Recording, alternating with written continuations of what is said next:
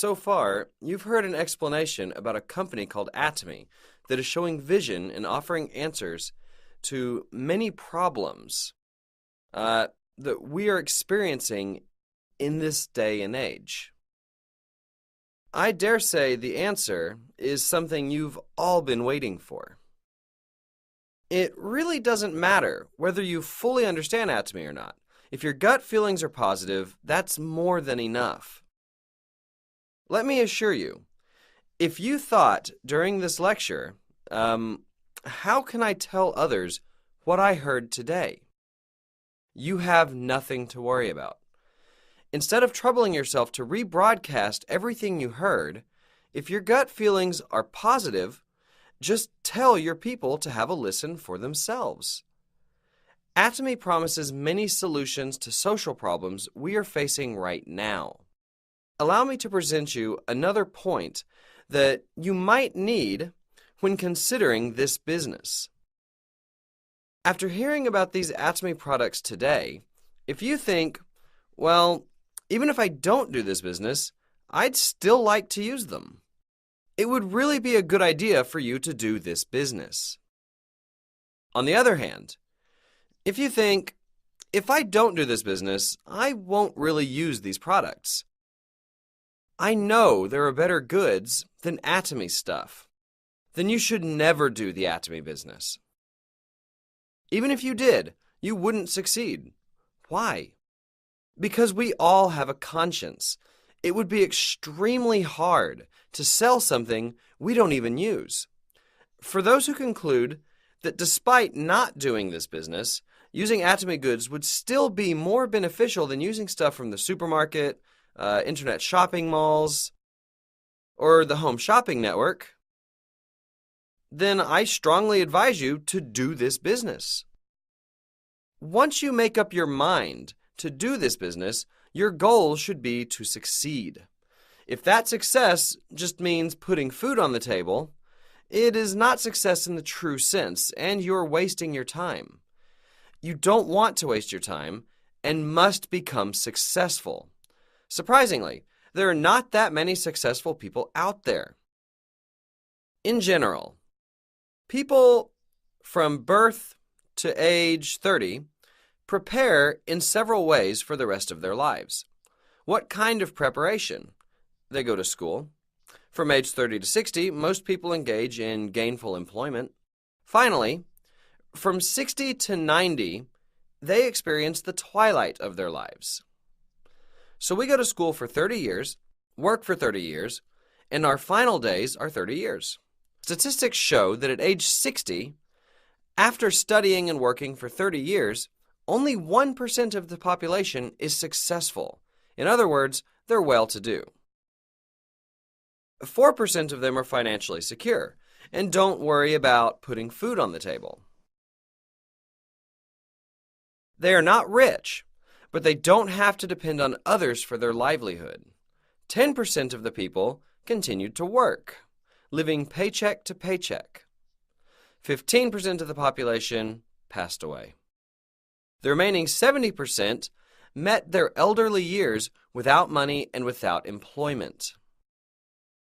This particular statistic is a bit out of date and from another country, so it might be a little out of whack for us today. Still, if you look around, there's about one rich person out of every 100.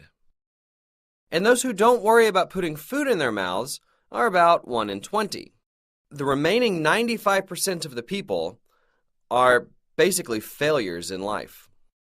We need to do some serious soul searching as to why such a big proportion of the population is struggling and failing even after having studied hard and worked to death. One bright mind who made a sharp observation about this phenomenon was Carnegie, who was born to an extremely poor family. He became a steel magnate and established the Carnegie Foundation. His philanthropic endeavors are still helping many long after his death. He gave serious thought as to whether he could become rich again, even if he were to be born again in poverty, or if becoming rich was simply a lucky fluke. He became convinced that no matter how many times he were to be born in poverty, he would always still become rich. Carnegie came to the realization that while he discovered the secret to success, so many other people struggled and failed because they simply didn't know how to succeed.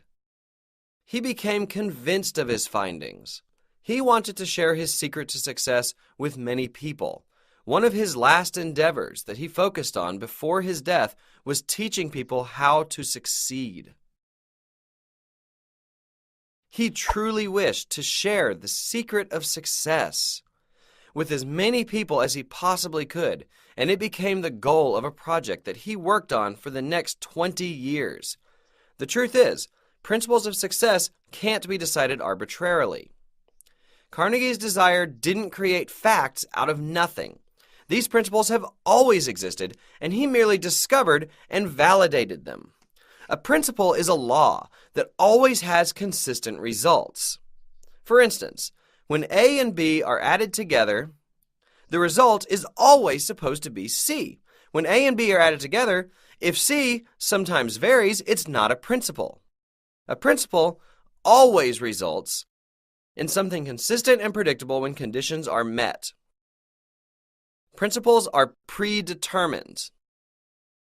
Stephen Covey discovered this, and he called it the true north principle.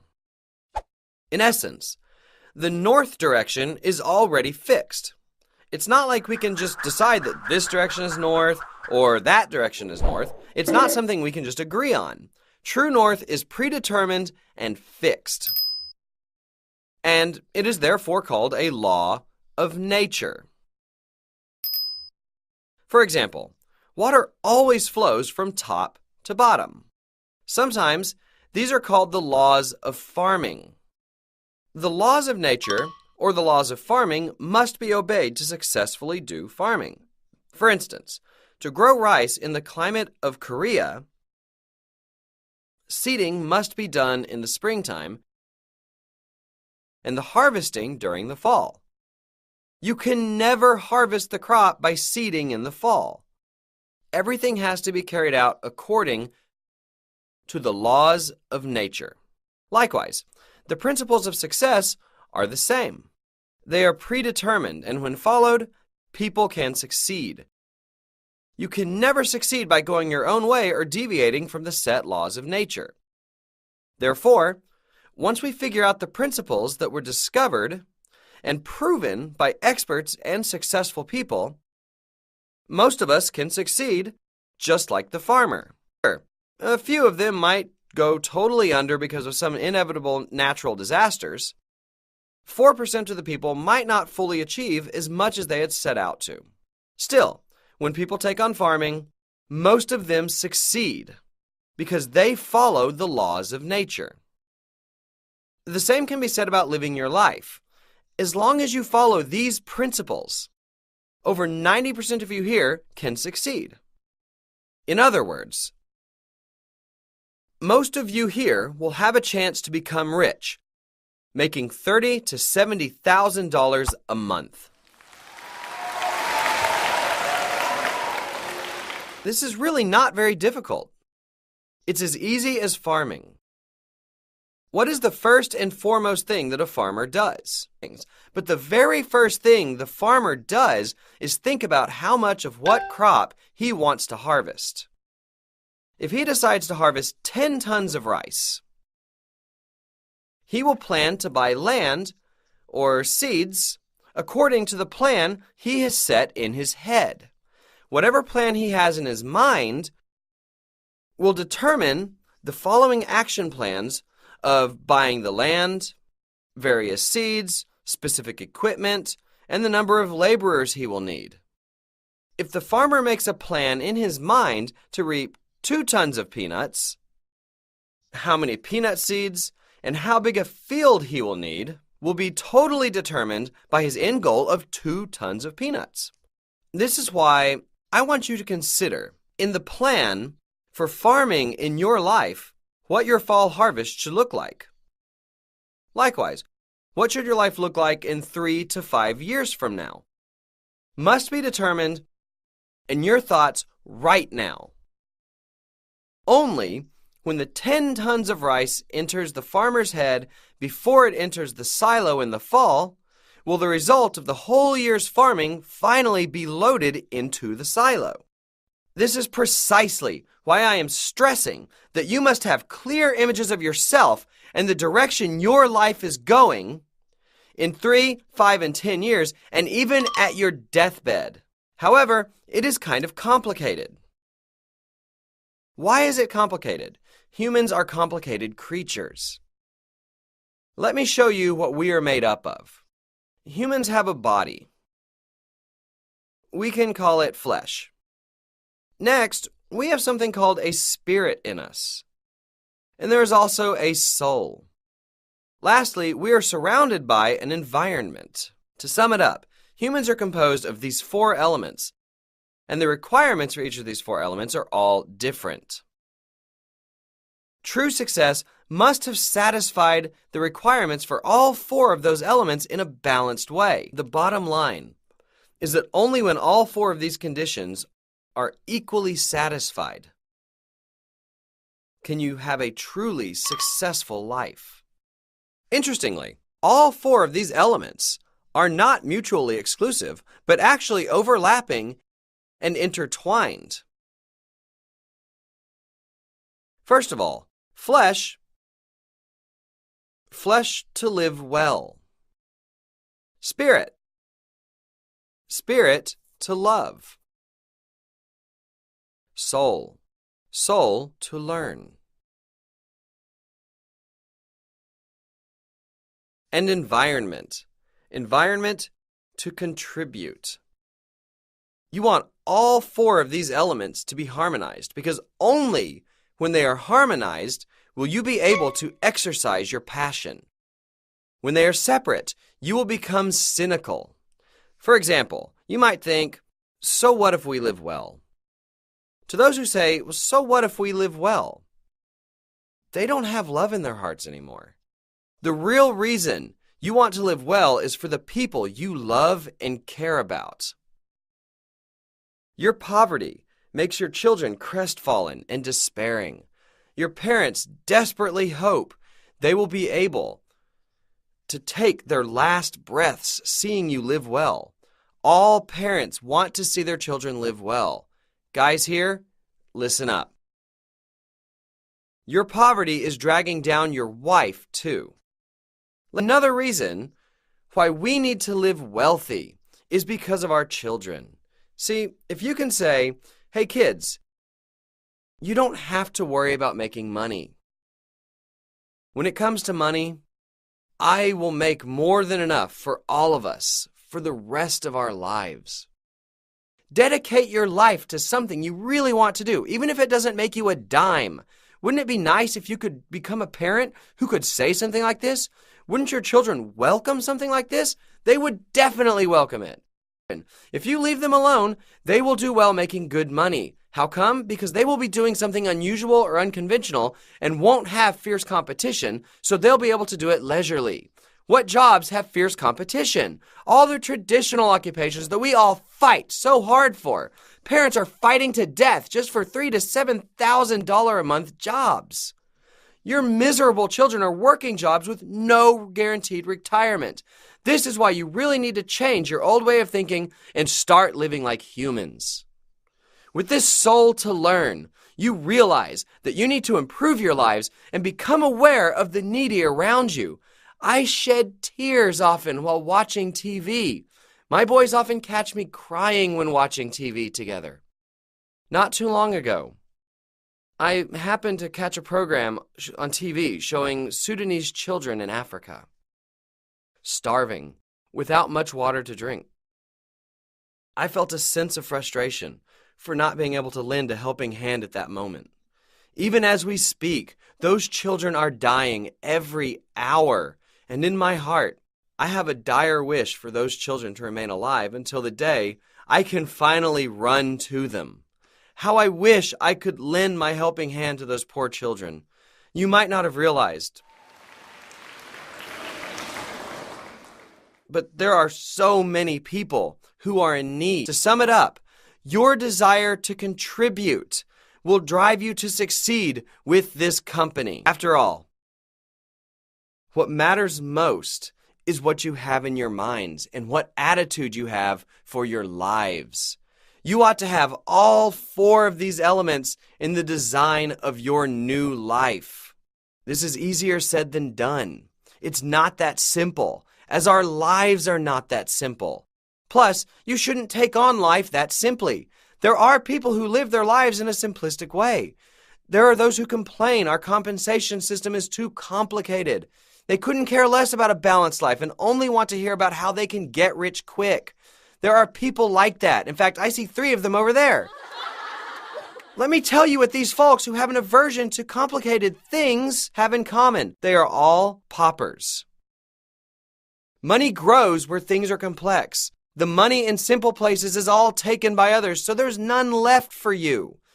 Therefore, you must learn how to think in some advanced ways. We are endowed with this tremendous gift of thinking. Do you have any idea how Atomy was built? What was it built from? It was simply built by a thought.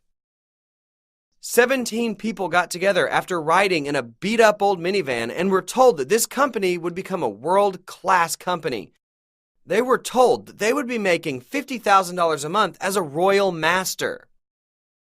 And further up, there would be crown masters who would receive a Mercedes. I told them I would give them $300,000 in cash.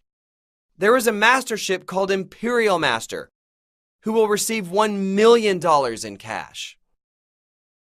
17 attendees and the president came in a beat-up old minivan. He couldn't afford $10,000 to rent an office, which took him 3 months to open and had only 2 employees. There were a president and a vice president, and he called himself president even with just 2 employees. How come? I knew from the get-go that I was presidential material. I was the president and CEO from the very start. Still clear in my mind, I had this vision of creating a world-class distributing company. And I followed the principle with good heart. There would be no reason I couldn't become big and successful. I had the guts, and indeed I succeeded. Again, I'm telling you to direct a cinema in your head of the life you want to live. You will be given a form or a template. A template called so-and-so's life scenario will be given to you. And you will be writing it tonight. After filling it out, please turn it in tomorrow. Those who wrote one last month should write a new one. Why? Your cinemas change for the better, bit by bit. Things change, so you must write a new one every month. The template looks like this. There's a big circle like this.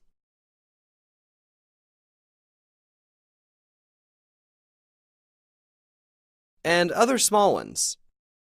What you will be writing here is flesh, spirit, soul, and environment. You must write each of them at least once. It's okay to write them twice. Like I said a while ago, to live well is to be healthy. So you want to write health here. Next, we want to live comfortably. For comfortable living, food, clothing, and housing is crucial. In most cases, people don't worry about food and clothes. Honestly, people eat too much these days, so food has been taken care of. What about clothing? We all have a lot of things that we never wear. Koreans don't have problems with food and clothes, at least. Most people have an issue with housing, though. To live well really entails living a healthy life and living in a decent house. Next, these days we must have a car. No matter how good your house might be, you can't just travel by bus carrying heavy grocery bags. That's not really living well. That's why we want to have our own cars. When it comes to spirit, to love, you want to treat your parents nicely and ensure your children's future. About soul to learn, you can write about your kids' education or self-improvement. You should pursue your academic dreams if you have any. Lastly, For environment to contribute, you can write about charity or volunteer work. To live well should provide you with ample cash, too. Cash. Cash. After paying off all your debt, you want to have some cash in the bank at your disposal. Cash you don't have to worry about your husband finding. And you can freely give your parents $100,000 to $200,000. Wouldn't that be so cool? If that amount was $500,000 to $1 million, you would be in a great mood, wouldn't you? Right. It'll be neat to have some cash readily available. What else should be addressed? Right. Travels and hobbies also belong in to live well. To contribute, you want to do charity work and donations. To learn, you want to educate yourself and take care of your children. To love, you want to take care of your parents, cars, housing, and health. Write down these sorts of things here. Of course, everyone has a different scenario. For instance, someone who is happy with their housing situation doesn't need to write anything about the house. There are markings here like on a ruler. You can rate yourself from 1 to 10 points. For example, give yourself some points on your health. Let's say you were born healthy, so you're not too concerned. Give yourself a 5. However, there are areas that you want to improve. That's what the remaining 5 represents. When it comes to housing, your dream is to either live in a 2,500 square foot apartment or a 4,000 square foot bungalow, but your current place is a 1,250 square foot apartment. In that case, give yourself a 3. When it comes to cars, write down your dream car. What's your dream car? A Mercedes. What's your current one? Excuse me? A BMW 325. If so, you should be pretty satisfied with your current vehicle. A 325 is quite a decent automobile, isn't it? Caring for your folks? I don't think you've done much. You must have been busy buying your car. Your children's education. So far, they've been good. You could hardly do charity work, and cash is 0. You traveled and worked on hobbies here and there. Finally, link all these dots into one circle, and this is the wheel of your life. A small indented wheel is evidence that your life is not rolling well. On the other hand, if you can give yourself 10 points for each element, the connected dots will represent a large and round wheel. When your wheel is small and crooked like this, you're going to stretch it out to make it balanced. Okay then, if you want to get 10 points in each field, what should you do about your health, your housing, your dream car, parents, children's education, charity work, donation, cash, travel, and leisure? You will be filling out those squares very specifically. For instance, you can't just write a nice house as your dream house or a big house. Let's say you went to a realtor and asked them to find you a nice or big house. They wouldn't take you very seriously. You want to make a clear decision as to your dwelling style, an apartment or a detached house. How big do you want it to be? You want to be as specific as possible. I advise you to write specifically and systematically. Let's say you are now living in an apartment on a long-term lease of $300,000, but you'd like to move into one at about $1 million that is 2,000 square feet by a certain date. You will be writing that here. Also, you should write the value of the place. In other words, first, write in as much detail as possible. Second, specify numbers, such as prices or move-in dates. Please at least follow these guidelines. While you're sorting out things like this, you can see what you really want for your house. You may be living in an 1,800 square foot apartment now, but would love to move to one with 5 bedrooms, which means it has to be at least 2,500 square feet. Vehicles are next. I'm currently driving a Hyundai Sonata, but I've always wanted to drive something better. That may be a Mercedes or a BMW. You might think the Mercedes S-Series is too big for you, so you want to downsize it to an SL, an SL 550. Write them all out like this. Some might write a Porsche. By doing so, Your car should be running in your head. Next, think about how you can honor your parents. Here's the thing. Please don't consider yourselves good sons and daughters because you gave them a little pocket money, like $300 or $500. That doesn't do the trick. You should actually take care of their entire living expenses. Most senior citizens need about $2,000 to $3,000 a month. You're wrong if you think the elderly don't need money. They've got plenty to spend money on. Regardless, when you are barely making ends meet, supporting your folks is easier said than done. The least you can do is call them and say hi. Anyone can call their folks once a week, can't they? They don't really expect a lot from us. We should be doing what we can now to our fullest and take steps towards our ultimate goals. The same goes for charity work and donations. Those who say later when I'm rich don't usually keep their word. When becoming rich, they are busy shopping and are not interested in charity anymore. When people finally get rich, they forget about all those in need. People who are unable to help out those that are worse off than they are will never ever be able to give and share their wealth, even when they do become well-to-do. This is why you need to start thinking from early on how you can help out. In addition, you can become a truly rich person only when you can donate. Why? It means you are content and your life is fulfilled. On the other hand, while raking in money, someone who pinches pennies and doesn't donate is a pauper. Donation is a reflection of you becoming a truly well-to-do person. Again, you should be sorting and writing out your thoughts for how you want to live your life in your head as if directing a movie. While writing this, you should be adding up all these figures. This costs how much, this costs how much, this donation is how much, and so on. Your estimate will go up quite high.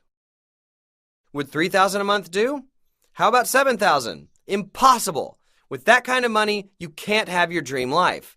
This is why the thought of you making $3,000 or $7,000 a month cannot energize you. Some folks even profess their love for ordinary people's lives. To hell with ordinary people's lives. I lived an ordinary person's life for 3 years and it sucked. After going bankrupt, I lived in a monthly rent home for $500 for 3 years. I felt in my bones how challenging it was to live an average life. Disavow yourselves from being an ordinary person. No one was born to suffer in poverty. No one has to wear a badge saying, I am poor. If you make up your mind that you will be rich and that you will be a leader in society, it will happen. How so? All the rich people out there became so because they dreamed about it. They weren't voted for in some election to become rich. If you tell the world that you will make it big, no one will protest against you. Even when I declared that I would be very rich, nobody went on demonstration. Sure, I was called nuts a few times. But no one actively plotted against me. That didn't happen. People left me alone thinking I would just stop soon. The same is true for you folks too. No one's going to try to stop you. So why not make the declaration that you will become rich? Proclaim that you will be making $30,000 to $70,000 every month. Say to your friends, it's your call whether you join me or not. Just don't complain to me later that I didn't invite you. Make a grand declaration from the top of your lungs. You make such a determination, then a declaration, and things will come true. I know there are still some people who stubbornly insist that it's impossible. Let me be honest with you here. When I was poor, and I had this thought of becoming rich, I didn't really have 100% confidence in my heart that I could really make it. I was gravely ill, which prevented me from doing any work at all. Honestly, I thought I had a 1% chance to succeed and a 99% chance to fail. Nevertheless, we must march on. Looking at that 1%, imagine that you are captured in a cave where all you can see is black rocks. You might be able to see the tiny entrance from far away. The puny size of the entrance might be less than 1% compared to the area of the cave. Nevertheless, we can't just give up and say no to ourselves. We must move on, aiming at that tiny, remote light far out there. We ought to walk toward that light one step at a time. That's exactly how I felt. Everywhere I looked said no to me. I even told myself, maybe I can't. Nevertheless, you must think that you will.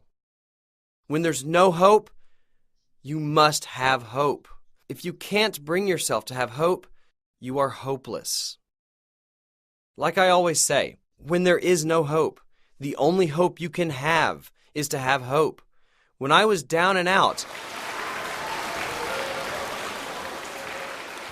and struggling to death, I said that to myself hundreds of thousands of times. When I was full of doubt and felt I was headed down a dead end, the only hope I had was to have hope. If you can't even afford hope, there's only despair left to be had. However, I couldn't just throw in the towel. Why not? I had my family that I loved dearly. I knew if I gave up, my loving wife would despair. My children would be forced to go through hardship, and my parents would be disappointed to no end. For the sake of my loving family members, I couldn't simply say I give up.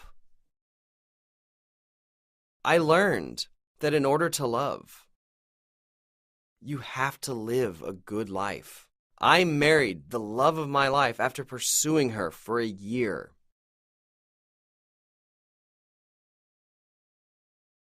We had lived pretty decently until my business went under. The tough period went on 1 year, 2 years, then 3 years. We lived on the money my wife brought home. Of the $1,500 a month, we used $500 for rent and took care of our 2 boys. We had to count every penny we spent and hesitated every moment while shopping. We struggled in that trying period for about 3 years.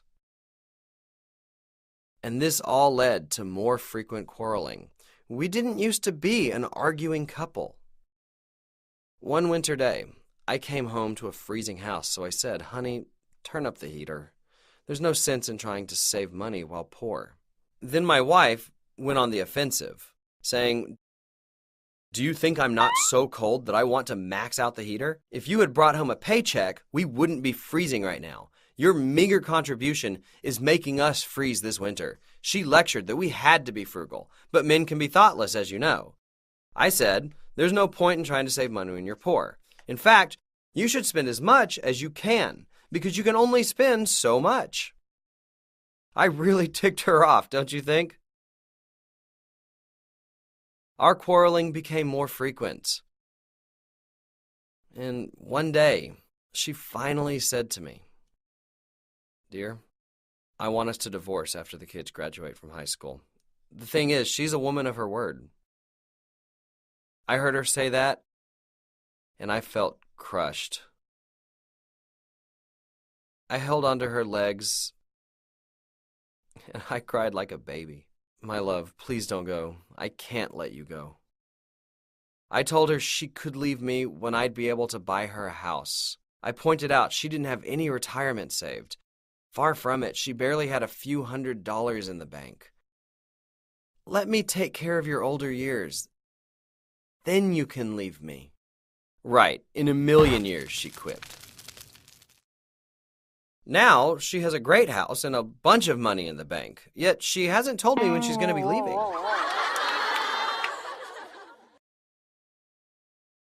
Financial insecurity tests our love.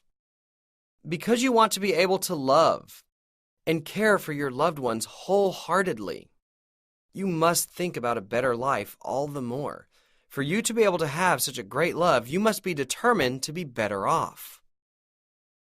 Start making detailed action plans and work to make them happen.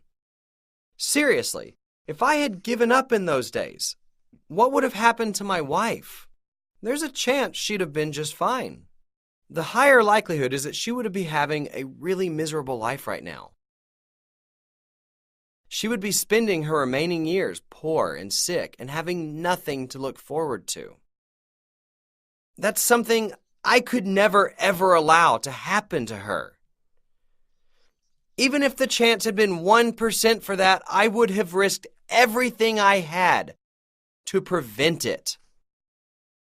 Lo and behold, as I was hanging on to that single thread of hope and making steady steps toward the light at the end of the tunnel, the light at the end of the cave slowly began to grow. When I finally got out of the cave, the whole world was open and bright for me. Even if you feel trapped in your heart, full of darkness and despair, and even if it's been that way for a while, you are now here at Success Academy. If you felt there is some kind of light, that there might be light waiting for you out there, that you dared to have hope in your life and saw a glimpse of possibility of making your dreams come true, you have to hang on tight to that tiny light as if your life depended on it. Then, at the end, you will see your dreams come true. The truth is that things don't happen with a 100% guarantee. Even if the odds are 100 to 1 against you, you should hang on to that 1% and change it to 2%, 5%, 10%, 50%, and finally 100. All successful people have accomplished it that way. After finally succeeding, you can proudly announce to the world that you have achieved your goal despite all obstacles. Every winner has a miserable past. The more miserable their past was, the brighter their success will shine. The reason you're going through such a miserable time right now is for later, when you finally succeed. Then you can say to the world that even though you were thrown into the most trying adversity out there, you picked yourself up and you made it through. Your challenges and hardship are all for the glorious speech you will be making as a winner. That's how I embraced my hardship. Even when I was driving that beat-up old minivan of mine, I thought to myself that the minivan days were numbered. And I would be talking about this ordeal fondly. Looking back on that minivan I drove in stride, I owned my situation and proclaimed that I would be giving out a Mercedes.